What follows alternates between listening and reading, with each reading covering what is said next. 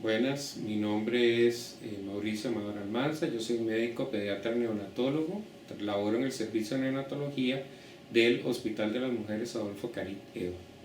En este momento vamos a hablar de lactancia materna y sus beneficios, un poco en la esfera de los beneficios generales que conlleva la lactancia materna, no únicamente como un gestor de beneficio nutricional, sino un beneficio en toda la dimensión humana. Recordemos que el proceso de lactancia no solamente está en manos del binomio, o sea, no solamente un problema de madre e hijo, es un problema que conlleva a varias esferas. Las esferas relacionadas a lo que es el ambiente familiar nuclear, qué apoyo o con qué apoyo cuenta esa madre o ese binomio para poder desarrollar la lactancia en toda su extensión. Luego está el apoyo comunitario, qué redes de apoyo existen en su comunidad para poder ayudar en este proceso y a dónde puede acceder el binomio en caso de que sienta que tiene algún tipo de problema, y obviamente la esfera nacional. En la esfera nacional interviene todo lo que es la esfera del derecho y todas las pautas que a nivel nacional y de instituciones, tanto gubernamentales como organizaciones no gubernamentales, le puedan apoyar en cuanto al proceso de lactancia al binomio. Es interesante ver que desde el punto de vista biológico, la especie humana es la única que busca un sustituto para la alimentación de sus niños. Si nosotros vemos en la naturaleza, las demás crías, todas desarrollan el proceso de lactancia y son muy específicas para sus bebés o sus crías. Entonces es interesante que a pesar de que el ser humano, con todo su desarrollo, todavía busca cómo sustituir el proceso de alimentación natural. Por eso es importante conocer sus beneficios y por eso es importante que apoyemos al binomio para lograr una adecuada salud y desarrollo de estos niños que van a ser beneficiados con el proceso de amamantamiento por su madre. Tenemos varios antecedentes, o sea, desde cuándo nosotros estamos hablando o en qué esferas es que se habla sobre el derecho de los niños a la lactancia. Tenemos que en 1989 la ONU y la UNICEF hace una declaración conjunta del proceso de protección a la lactancia natural. Es donde se describen todos los procesos que apoyan a las instituciones que dan instrucción sobre lactancia y se establecen las iniciativas de los hospitales amigos del niño, la niña, la madre y la familia.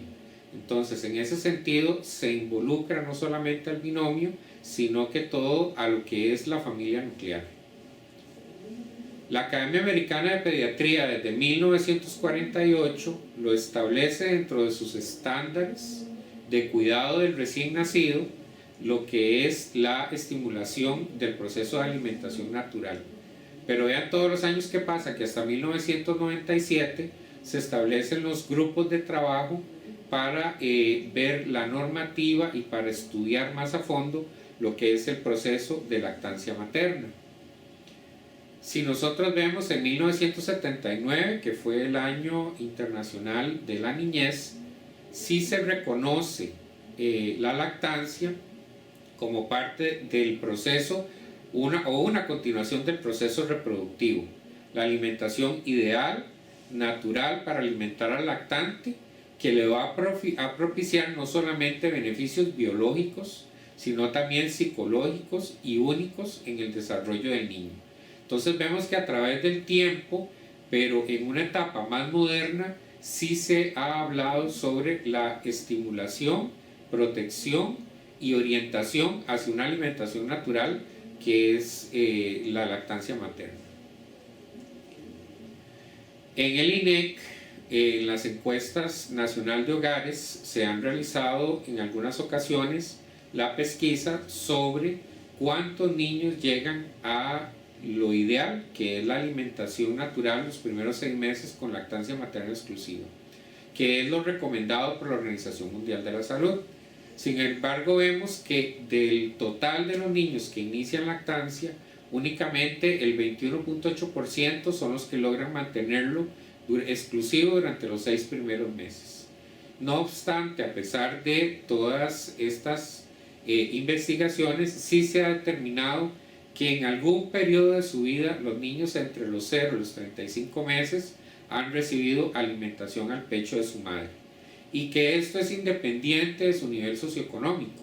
Entonces no tiene nada que ver un poco el grado de educación que la madre tenga sobre los conocimientos que tenga en lactancia, sino más bien la actitud que ella desarrolle hacia el proceso. Dentro de esto también hay que mencionar la incorporación de esa madre al mercado laboral. Qué tan pronto se incorpora también es otro aspecto que tiene que ver con relación a sostener una alimentación exclusiva al seno materno durante los 6 primeros meses de vida del bebé. Entonces, si lo vemos, que la lactancia materna la podemos enfocar en diferentes aspectos. Uno es la especificidad de especie, ¿verdad? O sea, que somos una especie que tiene que alimentar a sus niños con la leche de su madre, digamos. Esa es la parte más importante que tenemos que tener en cuenta. Los antecedentes de la salud del niño, no solo a corto plazo, en cuanto tiene que ver a su salud inmediata, sino a futuro. Los factores protectores que la lactancia le da no solamente al niño, sino a la madre. También factores protectores al ambiente, porque recordemos que la alimentación al pecho es directa y no hay ningún intermediario entre la madre y el bebé a la hora de ser alimentado. Y obviamente los factores asociados al desarrollo humano en toda la esfera relacionada al contacto, al apego y obviamente a ese vínculo que desarrollan el binomio madre e hijo.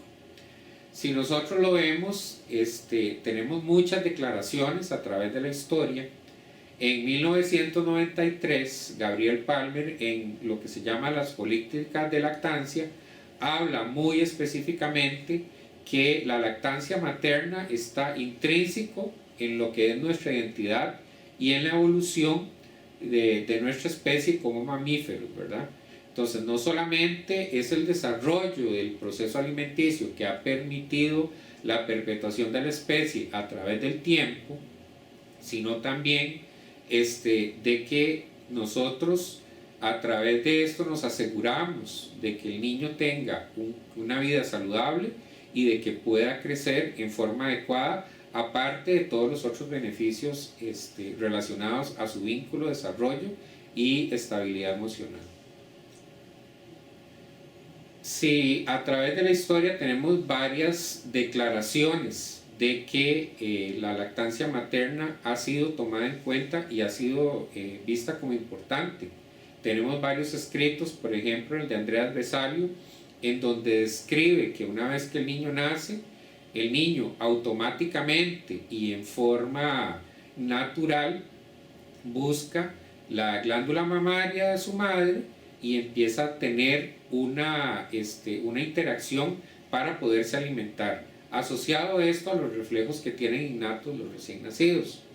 También habla de que esa leche se forma a través del fluido de las venas que llegan directo a la glándula mamaria. Entonces vemos que desde los 1543 ya se estaba mencionando una teoría de cómo se forma la leche materna y de lo instintivo que era el proceso después de que el niño nace para que empiece a alimentarse. Luego en el 384 a.C., un escrito de Aristóteles menciona sobre los tipos de leche, cuáles leches eran, o más bien las características de las madres para alimentar correctamente a sus bebés después del nacimiento. Sin embargo, ¿cuál ha sido a través de la historia un poco el traspié de todo este esfuerzo que a través de la historia se ha dado para estimular la lactancia? Pues obviamente ha sido todas las estrategias para desplazar la lactancia y sustituirla por una alimentación artificial. Y se habla que el punto de quiebre fue que a partir de los 1890, cuando se hicieron las investigaciones sobre el manejo de lo que era la bacteriología y se conoció de que se podía establecer una forma segura de ofrecer otros tipos de leche a los niños, fue que se empezó a desarrollar toda esta estrategia para poco a poco ir desplazando la alimentación natural por una alimentación artificial.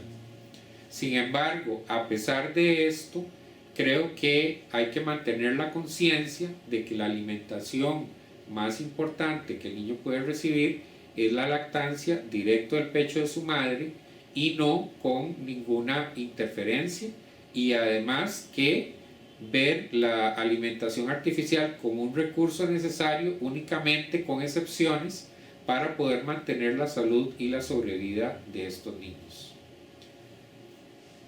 Entonces tenemos que la lactancia no es solo un fenómeno únicamente biológico, sino que también incluso se habla de que es un fenómeno biocultural, en el sentido de que puede verse vulnerada por los conocimientos científicos que se puedan adquirir en aras de buscar un sustituto para los niños que la requieran, pero sin embargo, siempre y cuando sea factible, se debe establecer la alimentación directa de esta madre a los niños.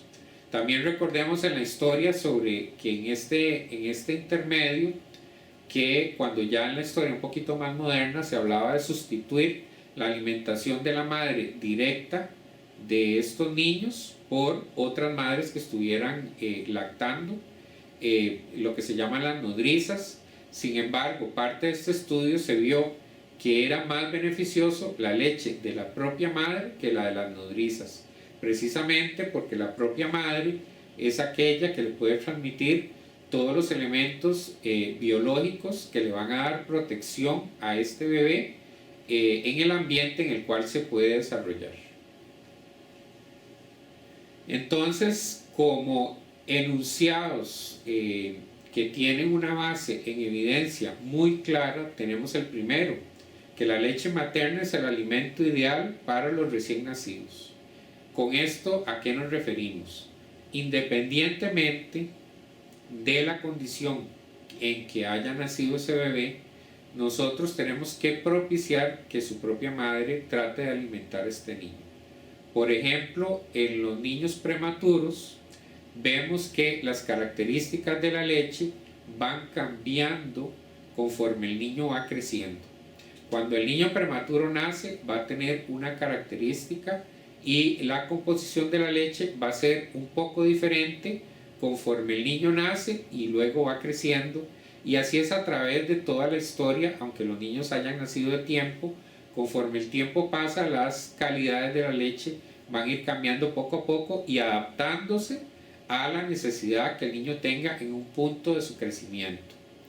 Obviamente estimula los lazos afectivos y psicológicos entre la madre y el niño. Recordemos que el proceso de lactancia hace que se libere una hormona que es la oxitocina, que es la responsable de la eyección de la leche que se ha ultrafiltrado en cada pecho, y la oxitocina per se produce una sensación de bienestar en la madre. O sea, la madre siente gusto, siente placer en alimentar a su bebé, y el bebé se va a sentir también muy confortado, primero por el contacto con su madre y luego porque está siendo satisfecha su necesidad primaria en ese momento, que es alimentarse. A largo plazo, y se han hecho mediciones de todo tipo en el desarrollo, sobre todo con el coeficiente intelectual, que se ha visto que los niños que tienen un proceso de lactancia exitoso en su desempeño escolar van a tener mejores índices que aquellos que no lo tuvieron. Obviamente aporta elementos inmunoprotectores. Recordemos que la leche materna es un fluido vivo, no es únicamente componentes nutricionales, sino que tiene componentes vivos, tiene células, tiene elementos inmunoprotectores como lo son las inmunoglobulinas, y tiene además bifidobacterias que son las responsables de ir y llegar a todo nuestro cuerpo para formar lo que es la flora bacteriana o la microbiota que nos van a proteger de los elementos externos y tener una mejor respuesta inmunológica. A largo plazo disminuye la incidencia de obesidad, que en este momento también es un problema de salud pública importante, tanto en la niñez tardía como en la adolescencia. Lo que se ha visto es que la misma leche materna tiene elementos que propician la saciedad una vez que el niño ha iniciado la alimentación. Hay una hormona que se llama la grelina, que es aquella que una vez que el niño está ingiriendo, se secreta a través de la leche materna y entonces llega a actuar al nivel del sistema nervioso central y le dice al bebé, ok, ya estás lleno, ya estás satisfecho, puedes parar de comer. Y eso a través del tiempo le va creando una conducta de saciedad a este bebé. ¿Qué es lo que pasa con una alimentación artificial? Carece de esta hormona, está hecha a base de muchos azúcares, entonces el cerebro empieza a tener una necesidad de seguir consumiendo esos azúcares y entonces es parte de lo que a largo plazo puede llevar al traste con esta conducta de saciedad. Y obviamente al no tener esa alteración, entonces a largo plazo nos disminuye también la incidencia de diabetes tipo 2, que es un problema desarrollado por una alteración en la insulina que deja de ser efectiva a través del tiempo por altas cantidades de azúcar que se consumen en la dieta. Como evidencia sólida tenemos que globalmente la mortalidad de estos niños a los 5 años disminuye al menos en un 13%. La mortalidad inmediata disminuye, pero la mortalidad global a los 5 años sí se ha visto que hay una reducción importante. Se debe dar exclusivamente durante los 6 primeros meses de vida, eso es lo que establece la OMS, y se debe al menos mantener durante los 2 primeros años. Y en esto no necesariamente es una regla. Hay niños que la desean suspender un poco antes o hay niños que la quieren prolongar. Ese es un asunto del binomio, de cómo madre e hijo se ponen de acuerdo hasta qué momento se va a continuar el proceso de amamantamiento. Recordemos que después de los 6 meses tienen que tener una alimentación complementaria y que sí, después de los 6 meses las necesidades nutricionales empiezan a cambiar y tienen que ser diferentes un poco, ¿verdad?, en su contenido, pero siempre complementario con la alimentación al pecho. Los niños que amamantan exclusivamente durante los 6 primeros meses tienen menos infecciones urinarias, menos riesgo de tener leucemias durante la infancia, menos riesgo de meningitis, menos riesgo de enfermedades inflamatorias tipo colitis ulcerativa o enfermedad de Crohn, y también se ha visto que menos riesgo de muerte súbita durante su primer mes de vida. Esos son, digamos, evidencias contundentes que se han podido medir a través de estudios científicos. ¿Qué ventajas tiene la lactancia materna para la madre? Uno, primero, que la madre, al estar otorgando lactancia materna, pues obviamente va a recuperar más rápidamente su peso que tenía en el preparto. Incluso va a tender a perder un poquito más de peso. Recordemos que la leche materna tiene una característica: siempre va a tener el mismo contenido independientemente del estado nutricional de la madre. Entonces, por eso es importante recalcar de que la madre en periodo de lactancia se debe alimentar correctamente para que pueda sustituir todos los nutrientes que da. Si esa madre no recibe una alimentación adecuada, el desgaste del cuerpo de la madre sí puede ser evidente. Entonces es importante que desde el punto de vista de protección nutricional a la madre que está lactando. Pero la característica de la leche no va a cambiar porque la madre tenga algún déficit nutricional. Más bien nosotros tendríamos que estar atentos en reponer ese déficit en esa madre. Obviamente tiene un metabolismo optimizado del calcio y esto a largo plazo en qué va a afectar o beneficiar a la madre. Al haber un recambio de calcio en sus huesos, la va a proteger de una osteoporosis temprana o a largo plazo. Mejora lo que es la anemia y las reservas de hierro. ¿Por qué? Porque al momento que da lactancia también hay una disminución de los periodos menstruales, entonces es como un ahorro de hierro que va a tener esa madre durante un periodo prolongado y asociado a la dieta va a tener mejores reservas. Obviamente también se habla de que la lactancia exclusiva hace que la ovulación en estas mujeres se retarde, entonces va a haber una mayor separación de los embarazos. No se puede decir que es como un método exclusivo de planificación familiar, pero sí ayuda en el retardo de la evolución. Tiene menor probabilidad de cáncer de mama, ovárico y, como ya lo mencioné, de osteoporosis en edades futuras. Provee un espacio de mayor interacción entre la madre y el niño. Y obviamente esto a largo plazo mejora el desarrollo psicomotor de esos niños amamantados exclusivamente al pecho. Y además, como ya lo mencionamos, a través de la hormona oxitocina, le da un beneficio adicional emocional a la madre de una sensación de bienestar importante a la hora de que amamanta a su bebé. Desde el punto de vista económico, si tenemos disponible la alimentación exclusiva para este bebé, entonces la familia no tiene que hacer un gasto adicional para alimentar a estos niños. Se ha establecido que incluso con los costos actuales de alimentación artificial, alimentar correctamente a un lactante puede incluso llegar hasta un 20% de un salario base en el presupuesto familiar. Entonces hay que insistir únicamente, no por salud también, sino también desde el punto de vista de protección económica, sobre todo en las familias vulnerables, para que no vayan a someterse a un gasto extra para mantener la salud o la alimentación saludable en estos bebés.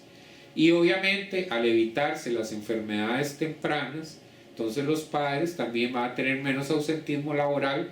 Ese es otro de los beneficios indirectos que se ha visto que tiene una lactancia exclusiva, y entonces los padres no tienen que ausentarse para llevar a sus niños a los sistemas de salud a ser valorados. Desde el punto de vista ecológico, podemos decir, si no vamos a consumir una alimentación artificial, todos los insumos necesarios para el empaque, el embalaje, y mantenimiento y administración de esa alimentación artificial no van a existir. Y la mayoría de estos elementos son desechables. Y la mayoría de estos elementos necesitarán algún proceso de acopio o reciclaje para poder deshacerse de ellos. Obviamente, al no interferir ningún método de preparación, evitamos de que haya una contaminación cruzada. Entonces no tenemos que estar preocupados por adquirir todos los cuidados en cuanto a la preparación de la alimentación directa a este bebé. Y obviamente todos estos elementos no van a estar en el ambiente y no van a contribuir a la contaminación del ambiente. Les agradezco mucho la atención y espero que haya sido de utilidad la charla.